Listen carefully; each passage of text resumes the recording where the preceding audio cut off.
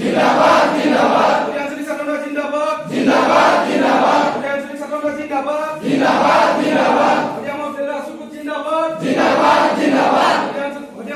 মহিলা সুকুত জিন্দাবাদ জিন্দাবাদ জিন্দাবাদ জয় এফো জয় এফো জয় এফো জয় এফো জয় এফো জয় এফো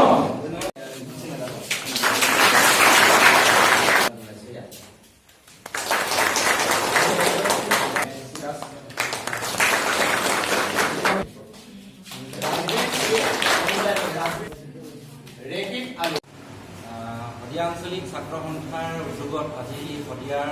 মহাবিদ্যালয়ত এটা আছু গোট গঠন কৰা হ'ল আৰু এই আছু গোটটোৰ এটাই লক্ষ্য আৰু উদ্দেশ্য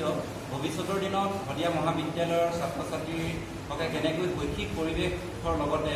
শিক্ষাৰ দিশটো কেনেকৈ আগুৱাই নিব পাৰোঁ তাৰ ওপৰত আমি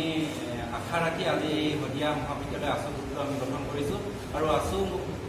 এই মহাবিদ্যালয়ৰ আছু গোটৰ সভাপতি হিচাপে ডেভিছ বৰগোহাঁই আৰু সম্পাদিকা হিচাপে ৰশ্মি বসুমতাৰীক আমি এই দায়িত্ব দিছোঁ আৰু আশা কৰিছোঁ গোটেই এই মহাবিদ্যালয়ৰ আছু গোটটো এটা সুস্থ আৰু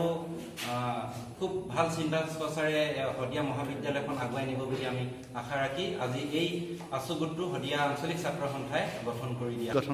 এই সমিতিখনত আজি প্ৰায় 31 জনীয়া এখন সমিতি গঠন কৰা হৈছে।